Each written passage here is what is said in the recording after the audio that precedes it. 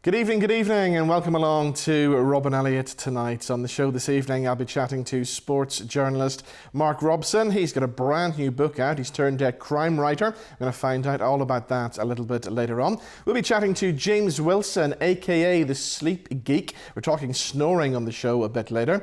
And we'll also have the brand new Miss Northern Ireland, Kaitlyn Clarke. She'll be with us in the studio, and we'll bring you all the behind-the-scenes gossip from the big night, the grand final of Miss Northern Ireland in the Europa Hotel earlier on this week. And we'll have music from Joby Fox as well. So keep it right here on NVTV.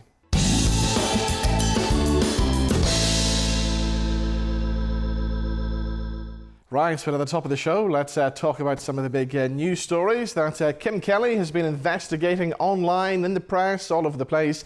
Kim, what have you got for us this week? Hello there. Hello. Well, I have been investigating how they do their housework in Spain. Now, I know that sounds a little bit niche, but apparently this Spanish minister has launched an app because she wants to see how well men and women share tasks. Right. So there's actually going to be an app, and men are going to have to click on whenever they do, for instance, the dusting, and then women are going to have to click on, whenever they wash dishes. So we'll see who is doing what. Now, I don't really agree with this app because I think if I was in charge, which I'm not, yes, but I might be. Yeah. But I might be. I live in hope that I think men and women should have pink and blue tasks. Each house should be divided into pink and blue. And, for example... But isn't that being stereotypical as well? Pink yes, for I'm being women, quite... blue Yes, for men. it's sexist. Yes. But how many rows do you have about housework? Loads. All of them. Loads. This is the solution. Honestly, this is the solution. So, for instance, pink tasks would be things like ironing. Yes. Ironing's Men can't okay. iron. Well, they can I iron. know some men who can, I can't. But they can't put it away. No. And there's no point ironing if you're going to leave the shirts all hanging around the living room like some kind of modern art. Yes. You Or I can't hang do mine that on the running machine. Yes, I Doesn't know get you used as running machine. You're not my husband, but yet I know you do that because every man does it. So I feel that if we just cut out that middleman and say, woman, iron, men, bins. No, I have an issue with bins. No, it has to be. No woman wants to wheel out the bin and get covered in bin juice. That is not, there is no other word for it. It is bin juice, isn't it? Right, I get it. But the thing that I can't get my head around is we have 3 bins Recycling. at the side of our house. Yes. How do you know? Only women can remember what bin's for what and what bin goes out on a Friday, what bin goes out on a Tuesday, what bin... Men can't possibly remember there is that. a leaflet, and you know who's very good at this? The only reason that I know But how to empty my bin... leaflet? My next door neighbour gave me one. I have this fantastic next door neighbour. Keep the leaflet? I keep it in the cutlery drawer under the cutlery thing, okay? And I bring it out and look. I would lose the leaflet. It's online. You need a next door neighbour like mine. He actually brings out my bin. Well, that's everybody nice. needs a neighbour Everybody like needs a neighbour Robert. like that. I wonder if he's watching. Thanks, Robert, for bringing out my bin. Robert, I have 3, but I don't know when they go out. If you want to come around and do mine, I'm not too far away from Ken. Funny, men cannot recycle. I live with, obviously, my partner, Nigel. He's never recycled anything. And Dara, my son, who you would think, no, not a bit of recycling done. Whereas I do like to recycle. I do. Well, you see, I can't cope with that either because one time I put the wrong thing in the recycling bin, Were right? you ashamed? And the next thing I come back and my bin is looking like CSI investigated with all the this tape all around it. Your bin is contaminated. I didn't know. I used to live on the north coast where you could put bottles into your bin. Whenever I moved to Belfast, I was throwing my wine bottles into the recycling. I came home, the wine bottles were lined up on the curb, all 10 of them, shaming me in front of my neighbours. Yeah. Belfast Council, thanks for that. Wow, okay, let's move on from the housework and the chores and everything and talk about the celebrity couples. I mean, you're still going on about Harry and Meghan. I thought the world had forgot about them. They are the gift that keeps on giving. Not a week goes past. What is going on with Harry and Meghan? Now, the latest from this week is they were told off in court because they're not allowed to hire the Met Police for their own security. In the same way that you and I aren't allowed to hire the Met Police if we're having a party, for instance. Right. We're not funny enough. We aren't allowed to say, it's going to get a bit rowdy, so I'm going to hire a couple of PSNI officers and bring them around my house. Funny enough, you aren't allowed to do that. But Harry was told that in court this week. He travelled all the way over from California to be told that. I don't know, how much punishment do these people want? Absolute gluttons for punishment. But where are they going from now? I don't know. Where are they going with this? Netflix thing, they created their brand, it clearly didn't work. So yes. where are they going? What are they going to end up doing? And there's a lot of split rumours, and there's a lot of, but like I think they have to stay together. It's very odd. You can literally not open up a newspaper, and there they are, grinning inanely, picking up awards for, I don't know what. I mean, I don't mind these two. Like, I never hated them, but I sort of look at them and go, who is doing their PR, and where is this going? Yeah.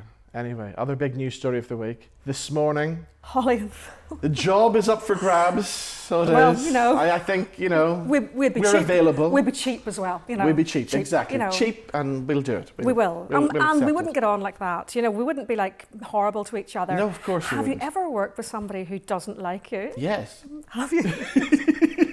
You have as well. I know. It's really uncomfortable. It's uncomfortable, It's isn't really, it? what do you do? How do you deal with it? I just treat them like they're a, you know what? Oh, do you? I do. don't. You see, I do that really nice. Ignore it. I do that really nice thing. You ignore them and you just carry on. And they try and trip you or put their hands over the script. People are really evil, aren't they? Did they put their hand over the script? Someone did that to me, yeah. Yeah. Oh, well, there you go. Lucky I didn't need the script. Yeah. Anyway, I must say a big congratulations as well to Paddy Kielty, who got the Late Show gig as well. Well done to him. Wouldn't he be? He'd be absolutely fantastic for this morning. Him and the beautiful cat Dealey. Why don't they get them on? Because they're still living in London. And I saw the big thing in the paper this week. It was one of the journalists from the Irish Indo. She was writing this piece about how is he going to jet in and do it, and as if he lived in like another world. I know exactly. Yeah, but he could do this morning, Monday and Tuesday with Kat. Yeah, he could. Or he could just move over here full time to Dundrum. I actually know where he lives in London because he used to be my next door neighbour. Did he? He did, and I knew it was him. What was he like? Would he put your bin out for you? He didn't ever put my bin out. I think he was in America at the time, and I knew it was him because there was what do you call those cars? DeLorean. He drives a DeLorean. He had a DeLorean, and that's how I went, who's that fella who lives there with a DeLorean? And it was Patrick Kielty, but he didn't ever put my bin out. We're going to talk about snoring as well. We've got a sleep expert coming on to the show later on. And latest research has discovered that 1 in 10 people have actually thought about leaving their partner due to terrible snoring. Personally, girls, I would leave my partner for less. Yeah. I mean, you know what it's like. I think you get to a certain age. It's fine whenever you're young. I don't remember snoring being a thing whenever we were young. No, I don't remember. Is it because you get kind of fatter and older? I don't know. Like, and all of a sudden snoring is a thing. Like, I wake myself up, you know, with those like snores, you know, those sexy. That's it. You know, it's just not cool. But if you sleep with a man or a woman who snores, it is horrendous. It's like torture. Yeah, there's people have described their partner snoring to things like being like a lawnmower in the middle of the night. Yeah. I mean, I've never actually lived with anybody who's a mad snorer, but I have like lived in a house with other couples, and one of them is a crazy snorer, and it's like raising the dead in the middle of the night. It's horrendous. I mean, that would put you over the edge, really, wouldn't it? Exactly. Well, we got the sleep expert James Wilson joining us a little bit later on. You're coming back to talk about Mighty Women later as well. Yes, we're going to meet a fabulous mighty woman. We are. Very special lady. We'll tell you more about that. But in the meantime, Kim Kelly, thank you. Thank you. Now, my next guest is a sports broadcaster who's just released a brand new crime novel called The Genius Killer. And here's what happened when I caught up with Mark Robson earlier on today.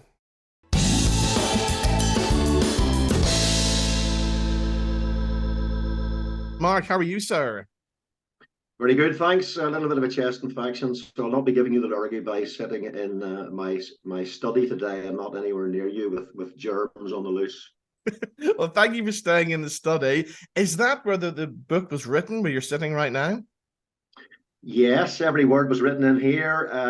The idea came from my time as a fell runner when I used to run with the members of the mountain rescue team and some of their associates. But it was my girlfriend at the time, Petra. Whenever it was lockdown, this book's very much a child of lockdown. She encouraged me to write the novel instead of moping around the house, feeling a bit down on myself after Rishi Sunak said nobody will be left behind during lockdown. You'll all get some sort of a financial income unless you're a freelance broadcaster, joiner, plumber, or anybody like that who tries to earn their own money. Then you were very much left behind. So I had this idea for a novel for a long time, and I started writing it one day, and I just kept on writing and writing and writing and writing all the way through lockdown, and now I have a finished product, remarkably. And right from the start, right from chapter 1, it's pretty exciting stuff, but it's also pretty gruesome as well, isn't it?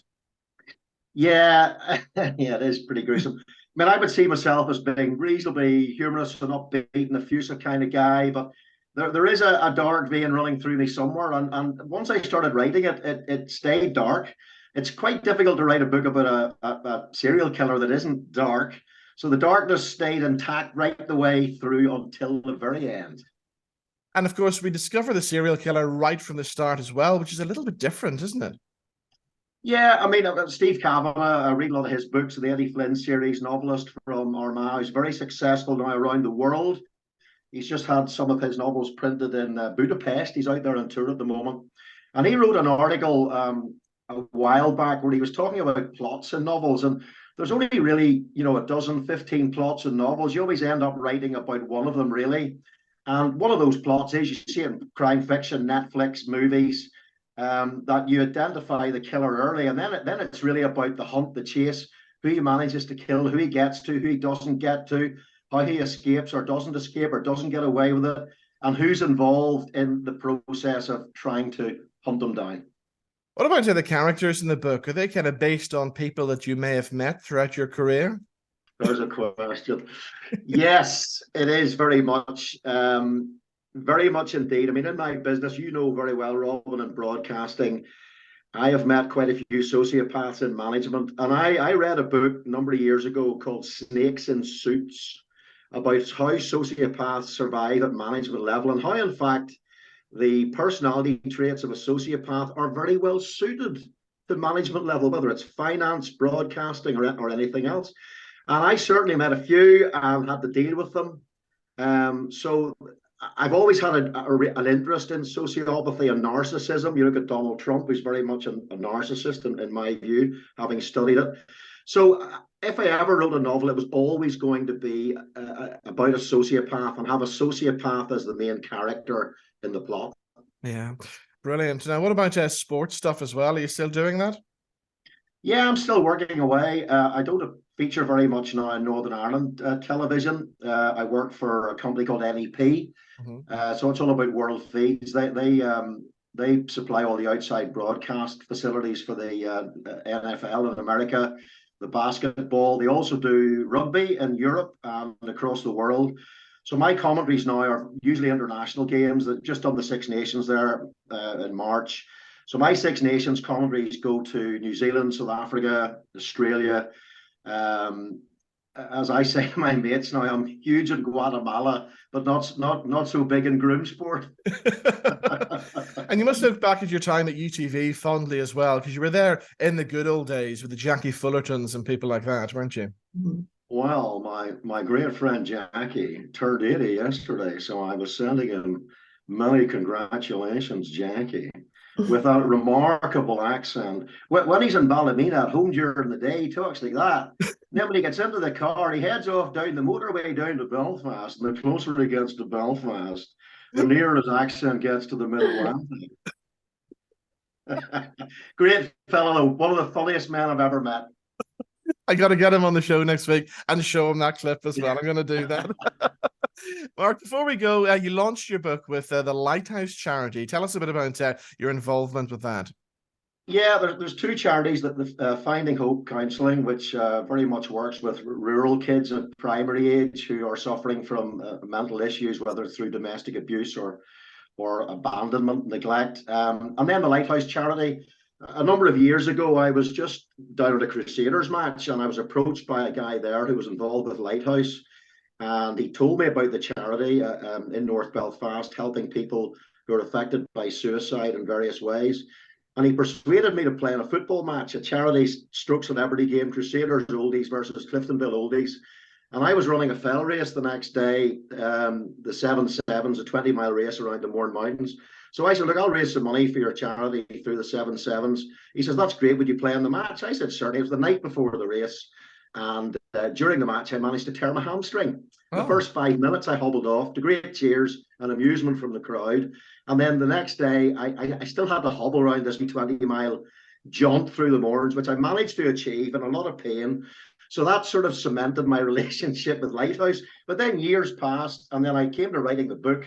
And I was determined that I wanted the book to benefit somebody else, not me. I'm not going to make any money from it, don't expect to.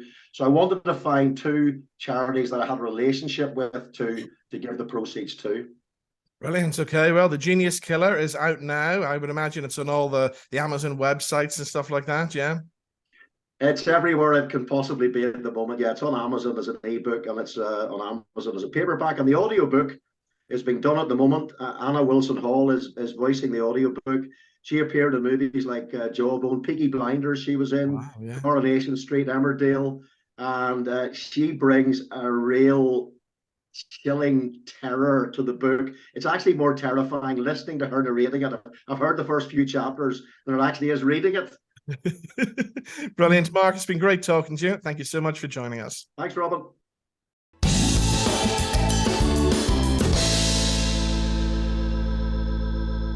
Right, time for some brilliant new music now. And Joby Fox has got a great new album out later on this year. He's also got a brand new single out at the moment as well. It's called Stronger. And here he is, Joby Fox.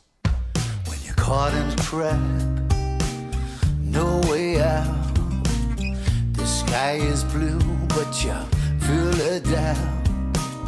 It's then you realize you're all in it to win.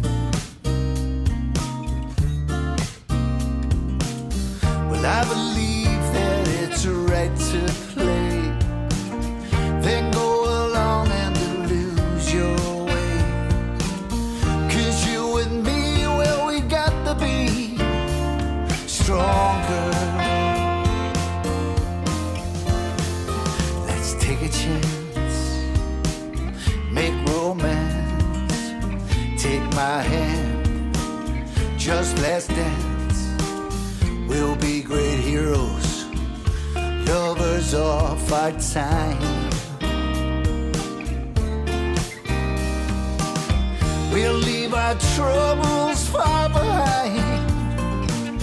You know, someday we might find that you and me, well, we got to be stronger. Whoa.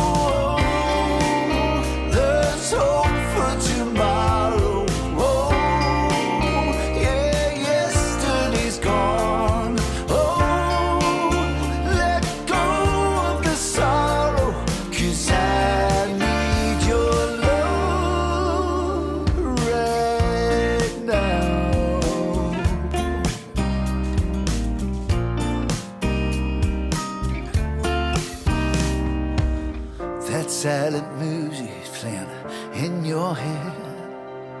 Two worlds collide in your bed.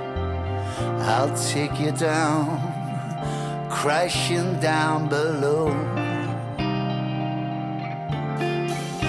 Oh, take my hand and hold on tight, 'cause everything's gonna be alright. 'Cause you and me, well, we got to be stronger. Whoa, there's hope for tomorrow. Oh, yeah, yesterday's gone. Oh, let go of the sorrow, 'cause I need your love. I need your love right now.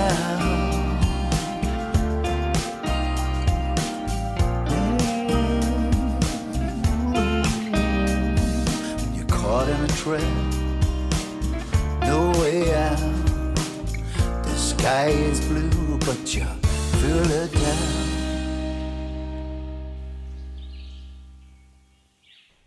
Now, what a week it's been. Earlier on this week, we had the grand final of the Miss Northern Ireland 2023 contest. I was there at the Europa Hotel to bring you all the backstage gossip. I'm going to see that now, along with some of the highlights of this year's contest. And then the brand new Miss Northern Ireland herself, Kaitlyn Clarke, joins us in the studio. So here's what happened at this year's Miss Northern Ireland contest.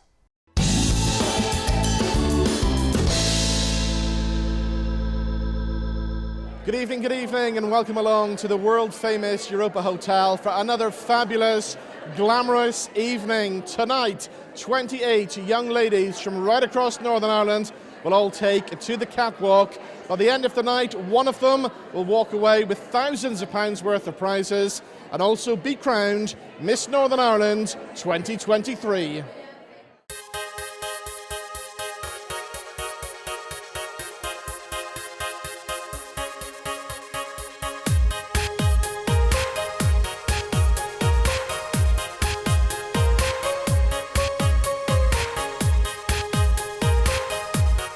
So here we are with the fabulous Miss Spice Temple Patrick.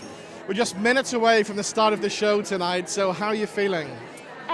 Excited, a tiny bit nervous, but like the show, we practiced it loads. The show is amazing. I think everyone's going to really enjoy it. So yeah, just getting ready to go. And I hear a little rumour that you were rehearsing right through until 2 o'clock in the morning. Yeah, it was very intense, but we wanted to make sure it was perfect, so we'll see. So of course, it's not just tonight. I mean, you've had a full weekend of events and photographs and everything. So how's everybody getting along? Like amazing. Like the girls all get on like great. Like we all support each other. We're all like backstage stepping people up, and you know, like it's a really good atmosphere. Is it something you always dreamed about it from a little girl of entering something like this? I think I've always wanted to like model and like be like performance, but I think like it would just be it's amazing opportunity, it's an amazing experience, and it would be amazing. So we'll see what happens. I'm not saying anything, not jinxing it. So okay, the best of luck. Enjoy your evening. Thank you so much. Thank you.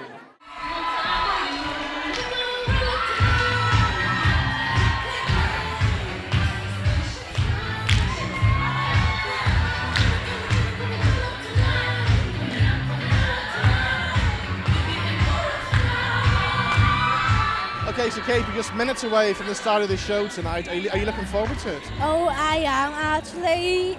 Just take the moment. It's all here. Yeah. Today is a big day for everyone in the finalists. Good luck, everyone. And I'm here on behalf of my sister Ella Grant and her best friend Connie Quinn to support her very well tonight. So hopefully she will kill us tonight. I know in my head saying 100% Connie Quinn is your queen to be in Northern Ireland. Keep voting her. Please love her. Okay, there you go. You've heard the predictions from Kate tonight. I have to say, aren't all the dresses in here absolutely stunning, aren't they? Yes, there's really different, lovely different dresses here tonight. Yes, I am the first model with Down syndrome Ireland UK. Yes, I have Down syndrome, who doesn't matter. So you can follow me in Instagram, Facebook, TikTok is under Kickback Model. And lots of people are, because you are an inspiration to many people out there, aren't you? Yes, I am actually. I am a well-represent people who have a disability. We are strong women together, always together. Tell me about the dress tonight. Where did it come from? The dress is from Club London. Club London, if you're watching this, I love your dress. Kate, lovely talking to you. Enjoy your evening. Yes, thank you. Thank you.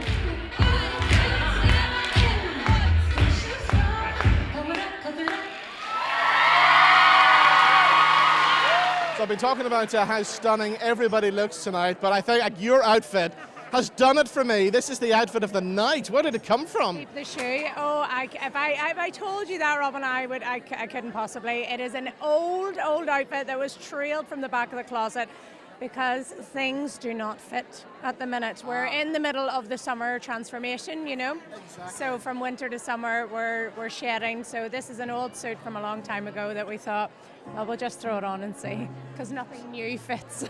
Exactly. So here we are, another Miss Northern Ireland contest. You've probably done about as many of these as I have over the years. I have been here from I was 16 years of age, performing and dancing and choreographing, and I'm now 34 and I'm still here and I'm still rocking, but this year was a very special year.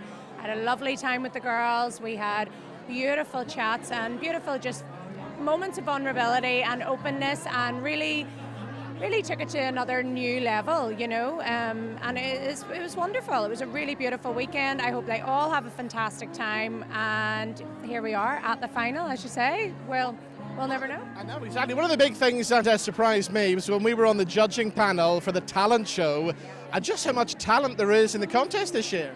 There is lots, and I think there always has been, but they have now been given an opportunity to use that platform properly, and I think that's amazing, and I think it can only grow, and I look forward to being on the panel next year. Whether they want me or not, I'll be there.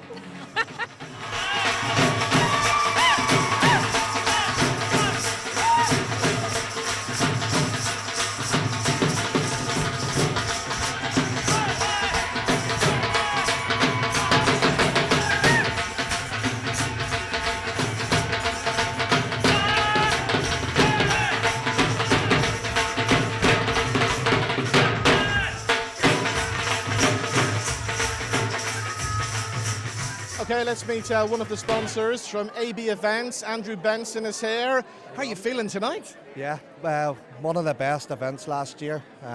We were here as guests, so we were, and we decided to jump on board as a sponsorship, and it's been phenomenal, the whole journey, and 100% be back next year to do it again next year. And of course, I've said so far as well tonight, we're celebrating a lot more than beauty. We're celebrating inspirational young women, aren't we? Yep, phenomenal. It's not just about the beauty, and a lot of these girls, biggest example, you were one of the judges. The talent night we were at was out of this world. We were going thinking there'll be maybe a few bad ones, and we might get a bit of a show. And all night long, every single one could have came on TV and performed. Unbelievable.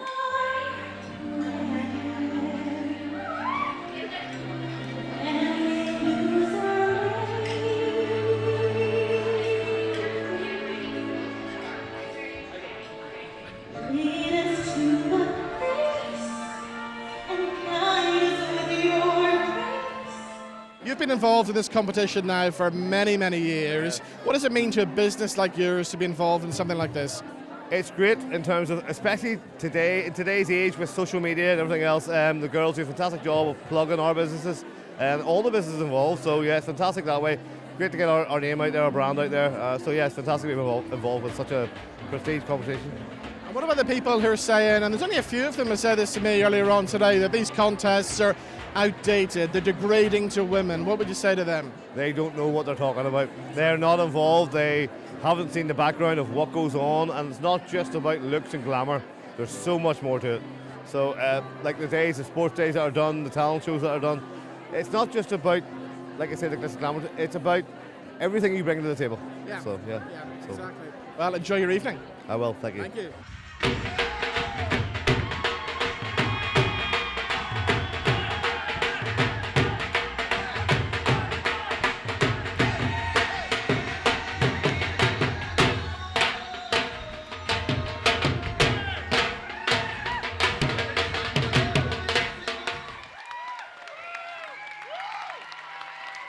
The atmosphere is amazing, James, as always. Yeah, as you say, Robin, as always, it's always a standout night, particularly at the beginning of the week. But there's never one particular event where it is so glamorous. Yeah. And if there ever was one, this is it. You know, even the room decor from sweps right through to all the girls. So supported by their families and friends. So it's a really, really good feel. And of course, it's a competition, you know, it's a beauty competition. So yeah, the girls are all buzzed up, and it's been quite the weekend. Yeah. But I think this is always where it gets really exciting for them, because they see their families that they haven't seen all weekend, and then they strut their stuff. So judging's over.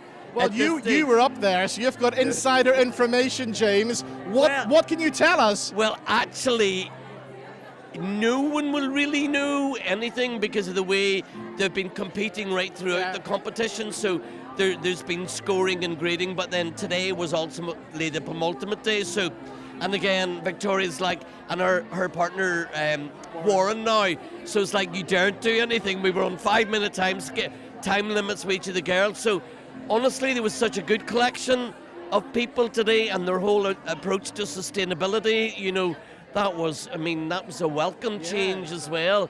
But it didn't stop them girls from going out and getting the best price or the best dress at the right price and still participating. So I think there could be a few dark horses in the running, but no, good show. Well, here's to a good show. Enjoy your evening, James. Thank you, Robin. Cheers. The 2023 Miss Northern Ireland is...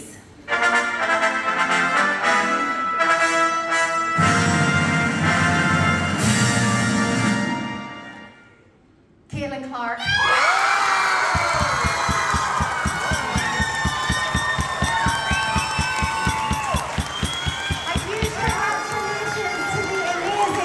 Okay, the moment has happened. We have a brand new Miss Northern Ireland. Let's chat to a former Miss Northern Ireland.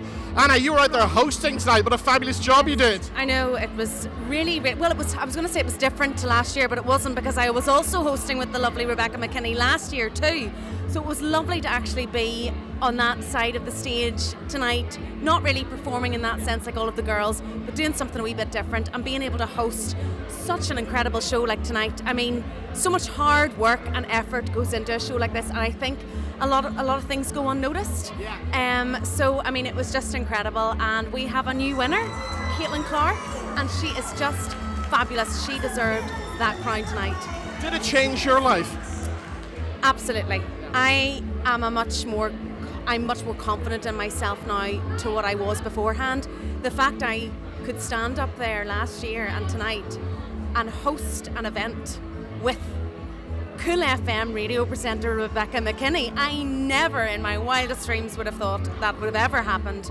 So I think it definitely has. I've come out of myself a lot more. I think I've become a lot more confident in myself. I haven't really done probably very much since probably winning Miss World Europe and things with Miss World, but I have gone back to something that I am truly, truly passionate about, and that is teaching young children.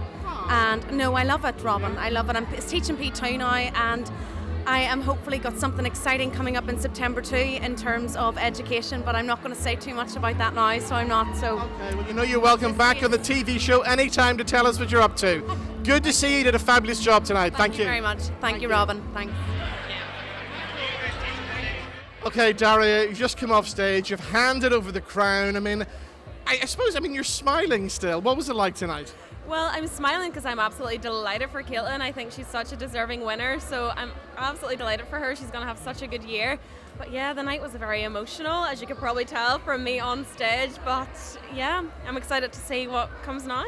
Excellent. So if I had to ask you about one highlight from your year as Miss NI, what would it be? I would say it would be meeting the other girls, the other Miss World contestants, Miss England, Miss Scotland, Miss Wales. They've been absolutely incredible, and Miss Ireland as well. So that was a massive highlight, getting to know them, and yeah, it was great. And I suppose Kaitlyn now needs some advice passed on to her from yourself. What's the big tip you would give her? Well, we have a coffee date pending, so I'll tell her absolutely everything she needs to know. My biggest tip is just to soak it all in and enjoy every single minute of it, because take it from me, it flies in. This year it feels like just yesterday, as cliche as it sounds. So yeah, just enjoy it. So here we are backstage. It's all over for another year, but I got to ask, you've done a full weekend of events here. What was it like? It has been the most amazing experience ever. Completely, just, I would nearly say life-changing. The girl code and the friendships that we've made this weekend are irreplaceable. The girls have been absolutely amazing, both backstage and on all the events that we've been doing. I will never, ever, ever forget it. Aww. I remember you from the talent show. Remind us what you did at the talent show. Oh goodness, I made slightly a fool of myself, but I got up and I dissected the DNA out of a strawberry, and apparently everybody thought it was quite funny. It was very funny, and I made you a promise that night, didn't I? You did indeed, yes. So you coming on the show the next couple of weeks? Well, if you're going to invite me on, I'll see what I'm up to. Yeah. Official invite. We're on Sky now as well, so you may as well come and join us on the TV show. Yeah, I may as well. I am balancing life in Manchester and in Northern Ireland at the minute, so if I'm at home when you want me, I'm sure to be there. With our beautiful runners-up, our 2 and 3, and Daria Gavska is going to place the Miss Northern Ireland crown onto the head of your new winner, the amazing Kaitlyn Clarke.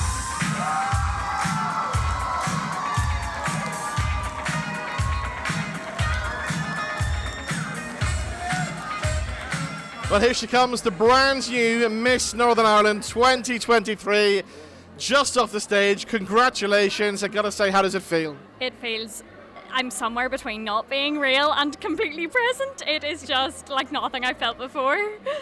And what a night. I mean, you were performing earlier on as well. You did a great thing that shocked the audience tonight. Tell us all about that. So for my talent, just to spice it up a little bit, I do hold my diploma in musical theatre, so I decided to go with Don't Rain on My Parade with a twist. So I came on stage as a contestant, fell, and unexpectedly received a lot of audience help and jumped up and surprised everybody with a big showbiz number. I gotta say, it was the greatest fall I've seen in showbiz land, because you even had the team backstage running down to help you, which confused them all out there. Anyway, Miss Northern Ireland, is this something you've always dreamed about? It absolutely is. Rob and I have followed this competition since I was 9 years old when Lucy Evangelista McCulloch won. Wow. So I feel like this has just been a long time coming of entering the competition, but I didn't ever expect in my last opportunity to enter it for this to happen. So who was here supporting you tonight in the audience? Oh, so tonight I had my mum, my dad, my sister, my partner, and my nanny, and one of my best friends, Catherine. Fabulous, fabulous. So I would imagine Anna give us some advice there. We were chatting to her a few minutes ago. I would imagine Daria's going to pass on some advice to you as well. Yes, we're going to get a nice girly coffee at some point and pick her brain on all things Miss NI. And then, of course, the next thing you're going to look forward to is Miss World then, which I suppose hasn't even entered your head, but I mean, that is going to be amazing. It is. I'm really looking forward to that. I just think the opportunity to go and meet so many different women from so many different backgrounds will be something that it's just an invaluable experience, really. Brilliant. Are you going to party the night away? I think I'm going to need a good sleep, to be honest, after all of the rehearsals. So we'll see what time we wrap up with press and how good of a snooze I get. Well, it's been a fabulous show. You gave a fabulous performance earlier on. And once again, congratulations, Miss Northern Ireland 2023, ladies and gentlemen.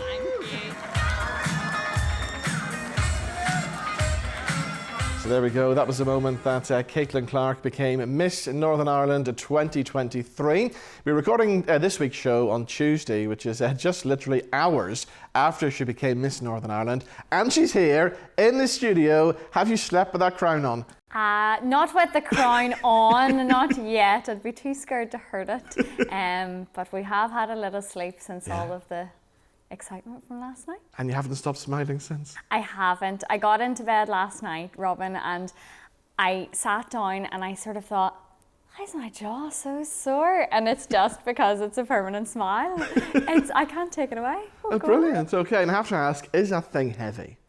It is, and I do feel like it gains weight the longer you wear it. Right, okay. It starts to slide, but I mean, it's not a tough job to wear. Yeah, so taking you back to last night then, are you still pinching yourself? Absolutely. For me, totally unexpected. Yeah. Honestly, I feel like every girl that has won it would say like, oh, I wasn't really expecting it.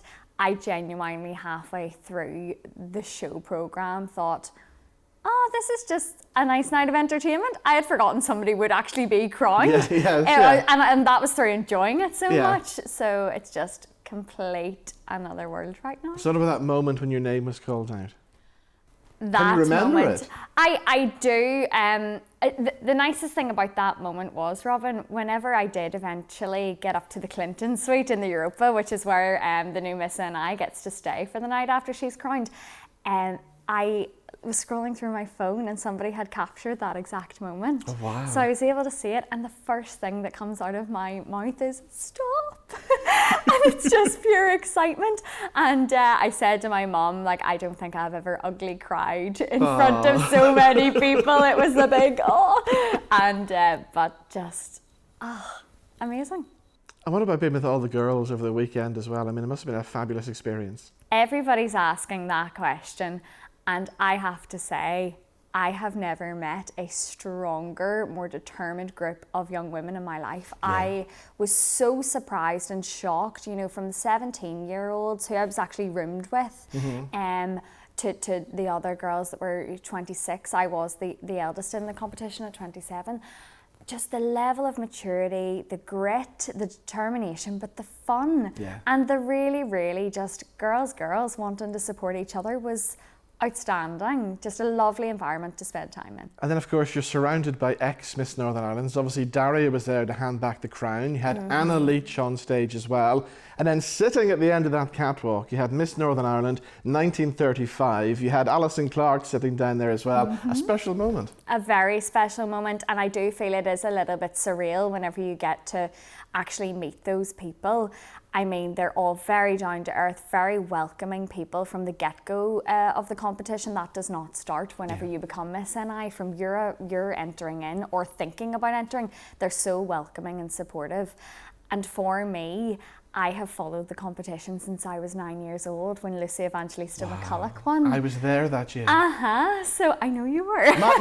my first year was 1999, which was Zoe Salmon's year. Yes. Yeah. So it's just looking back at all the incredible women that have come before me and what they've done with the role that they've been given. It's big shoes to fill, but we'll be able to step into those high heels, I think. Fabulous. I would imagine the diary's starting to fill up with all different kinds of things, charity work, appearances here, there and everywhere, yeah? It is, certainly, yes. But I think that for me, my favourite thing is to communicate with people. I love meeting people from all backgrounds, all places, and that's what I'm most excited about moving forward and doing. And you'll get to do that at Miss World as well. I know, that's the best bit. You know, we get to, it's wonderful getting to do that in your home country and meeting all the people that are supporting you at home, but to go and just extend your knowledge of cultures and backgrounds and just follow along with other strong women that are doing what I'm doing now in their own countries and then coming together, it's going to be invaluable. Exactly. Well, the best of luck. Thank you. Have a fabulous year, and once again, congratulations. Thank you very much. Thank you.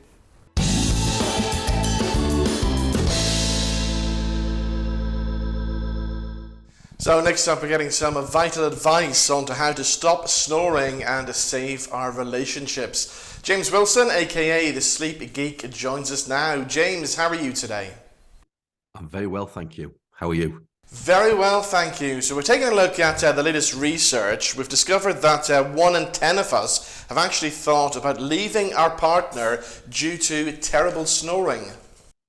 Yeah, it's quite a common thing. I work my day-to-day, I work in organisations and sports teams, and I have conversations like this quite a lot where people are telling me, just like the research from Specsavers shows, that they are considering leaving their partner just because of the noise they are making during the night. So what else have we discovered from the research then? Was there anything else that surprised you? Nothing too surprising. I think actually, I'm wrong there. There was something quite surprising in the research, in that just under half of people believe that their hearing had been damaged by their partner's snoring. And when you look into it, it makes sense. Snoring is generally between sort of 50 to the loudest snore recorded in the UK was 111 decibels. So think that most was probably somewhere between 50 and 90 decibels.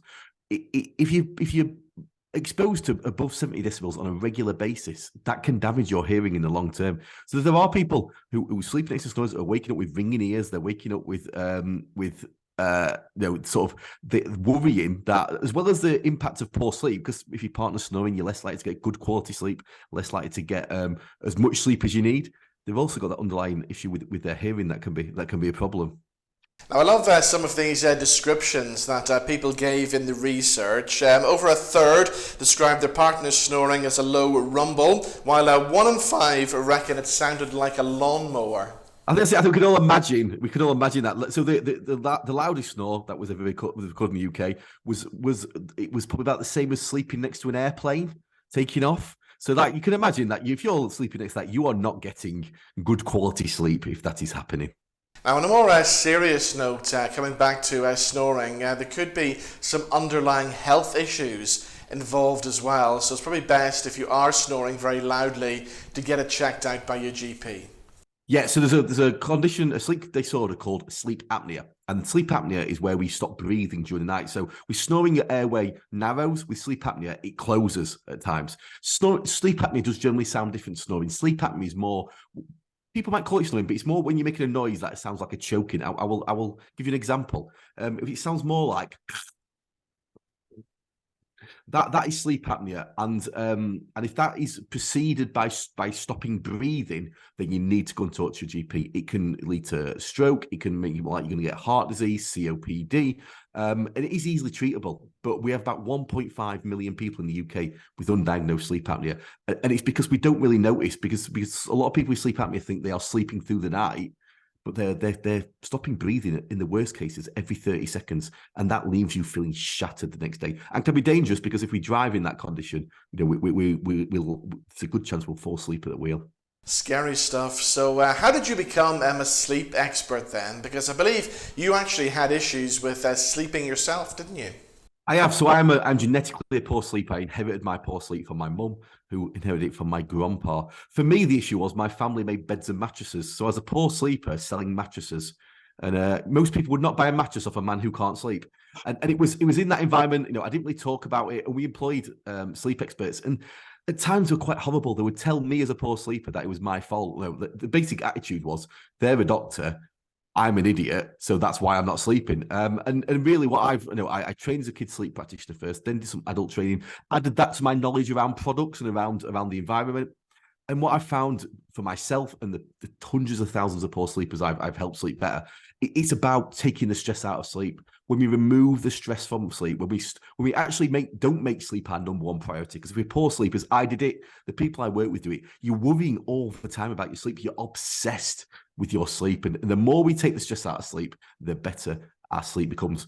I don't promise perfect, but I definitely promise better. And if snoring is the problem, lots and lots of things we can do, like we just discussed, to solve the issue.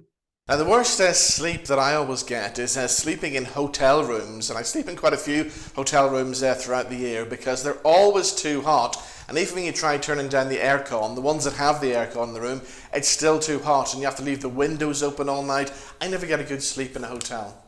It's horrible. I'm like you, Robin. I go doing this job. I go all over the country. I'm actually in Northern Ireland quite a lot doing this job. And you stay in a hotel. It could be the nicest hotel in the world, but and now because of the cost of living crisis, they turn the aircon off, an essential switch, and you're desperately in the middle of the night trying to get going. So temperature is really important, because to fall asleep when you drop in core temperature, that's part of the process.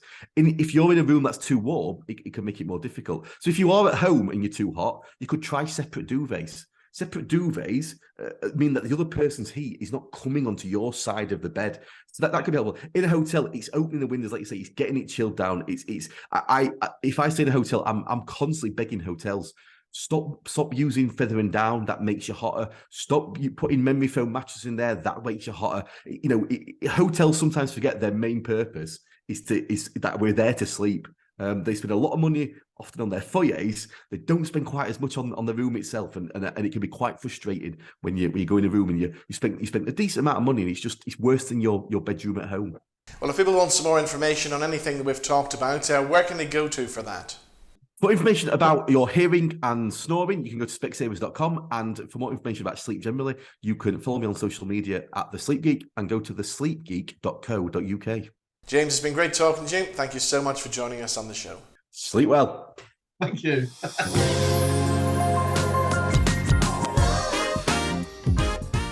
Okay, let's do our What's On guide now, where we take a look and see what's happening throughout Belfast and beyond over the next week or so. We're starting off at the Grand Opera House with SpongeBob the Musical, which stars pop idol star Gareth Gates, and also from RuPaul's Drag Race, the legend that is Davina De Campo. So what's it all about? Well, plunge into this stunning, all singing, all dancing, dynamic stage show, and when the citizens of Bikini Bottom discover that a volcano will soon erupt and destroy their humble home, SpongeBob and his friends must come together to save the fate of their undersea world.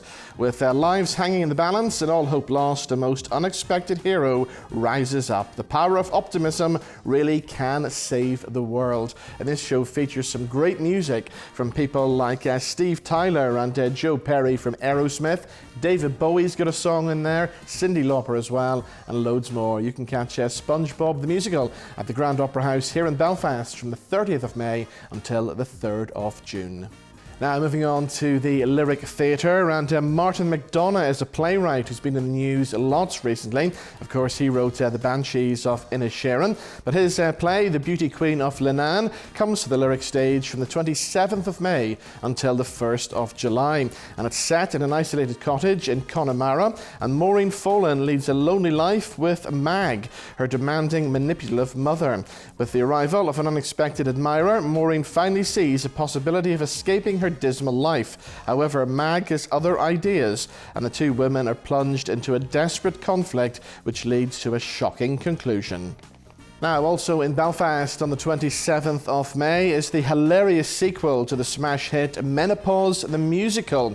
The ladies are back with their Menopause the Musical 2, Cruising Through the Menopause, and that returns to Belfast's Waterfront Hall on the 27th of May and stars Mary Byrne from X Factor, Jessica Martin from Copycats, and Casualties, Rebecca Wheatley, and Susie Fenwick, of course, is a West End star. Ireland's Queen of Country, Philomena Begley, is also back in Belfast as well on the 27th of May. She plays at the Waterfront Studio. And if you fancy catching a movie in cinemas this weekend, why not head along to the movie house and catch Hypnotic.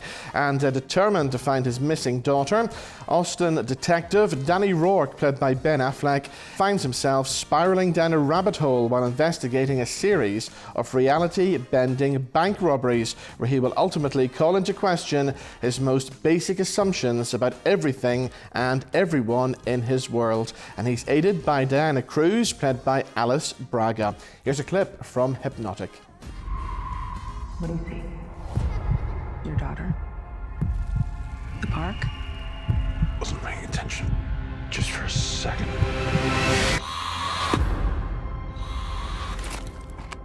Work? Think I'm ready for duty? Do you feel ready? I think it's the only thing keeping me sane. What's the call? I'm calling to report a bank robbery. Is this crime currently in progress? Today. See that guy on the bench? Do you have a lighter? That guy's up to something. It's very hot today. It's like a furnace. It's like a furnace. There's a safe deposit box. Is that the target? Box 23.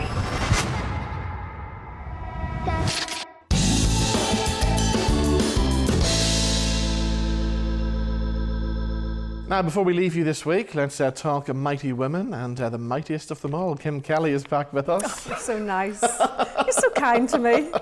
We've got a very special feature coming up in a second, but before we do that, tell us about the next Mighty Woman brunch event, because we did one recently in the Culloden. We did. What an afternoon. People are still talking about it. It was so, so nice. Just a lovely chance for the girls to get together, and of course the guys. You were there too. Guys are very welcome. This time we're going on tour. Yeah. We're going down to County Down to Newcastle, to the Sleeve Donard, which has just had a fabulous new refurbishment. I haven't been there. Yes. Oh, I can't wait to see that. Yes. And we'll all have a lovely brunch, and we'll meet wonderful women. There's so many lovely stories. I can't wait to meet the girls. I keep messaging them, going, I really can't wait to meet you. It's so girly, but I love it. So come and join us on Sunday, June 11th.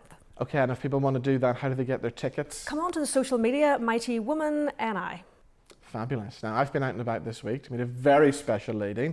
She's called Heather Lusty. She was originally a pupil at Carnmoney Primary School. Then she came back, and she's worked there for most of her life as the receptionist, the secretary. In fact, she's everything in the school. I don't know how the heartbeat. She's the heartbeat of the school. I don't know how they're going to cope without her. So earlier on this week, I went along to Carnmoney Primary School to meet the lady herself, Heather Lusty. Here's what happened.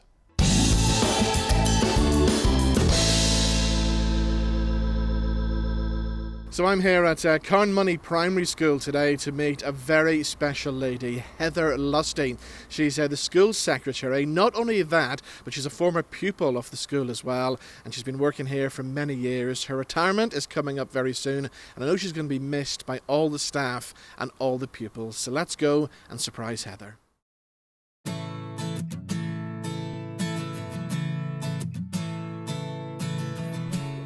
So let's go and find Heather then. Where would I find Mrs. Lusty? She's in there, right in her office. Okay, and what do you think of Mrs. Lusty then? She's very hardworking. Yeah. And are you going to miss her when she retires? Very much so, yes. We are here to mark an amazing achievement of Mrs. Heather Lusty. Heather has been a pupil and a member of our staff, a pupil for 7 years, and also a member of staff for 33 years, and will be retiring in the summer of this year. She is the heartbeat of this school. If you ask the children who is the principal, they will say Mrs. Lusty. She simply is everything from the school secretary to the person who collects tickets into PTA events, sings with the children in school events, would be out on the football pitch organising sports day. She keeps everyone right. She is simply centre of this school, and she will be sorely missed, and it's an incredible achievement to stay, and she stayed so long because she loves this place, absolutely loves it. Okay, I first laid eyes on Mrs. Lusty 33 years ago whenever I came to try and sort out my first teaching practice in Carnmoney Primary School. And then she welcomed me back 28 years ago at the door when I said, "I'm the new girl," and she showed me where my classroom was. And then 22 years ago she said, "Do you want to buy my house?" And I just said yes.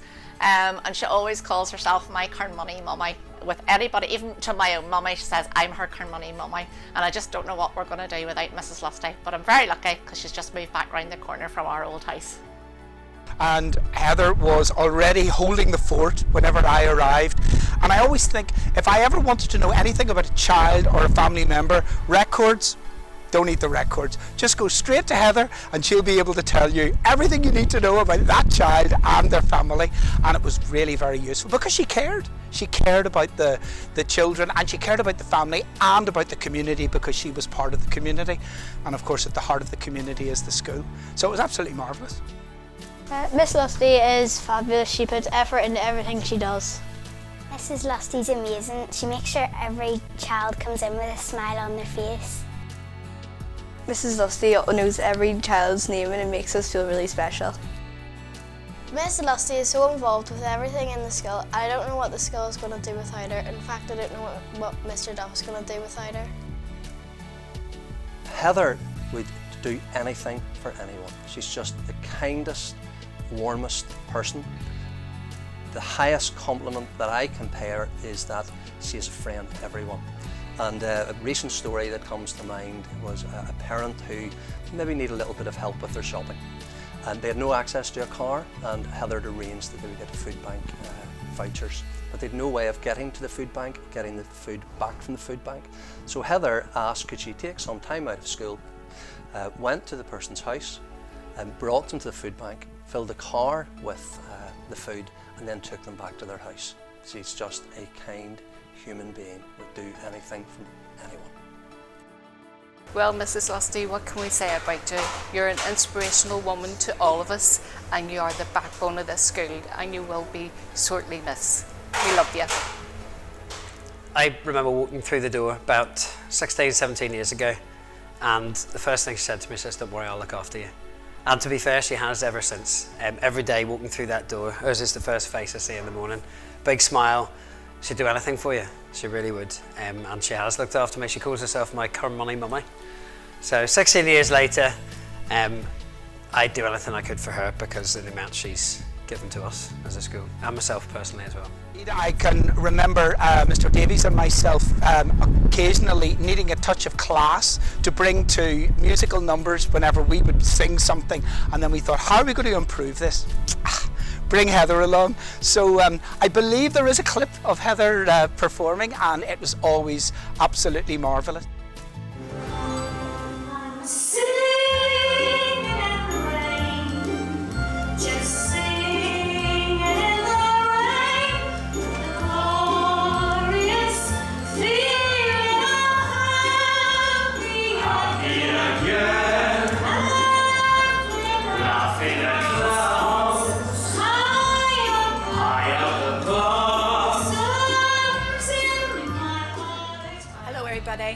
I just want to say I am so proud of everybody in Carnmoney Primary School.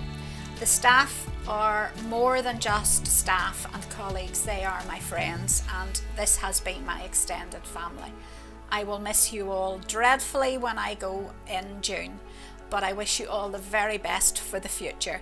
You have to do one thing for me, and that is look after Mr. Duff until he decides to retire, and make sure you ask me back for his retirement party. Take care, everybody. God bless.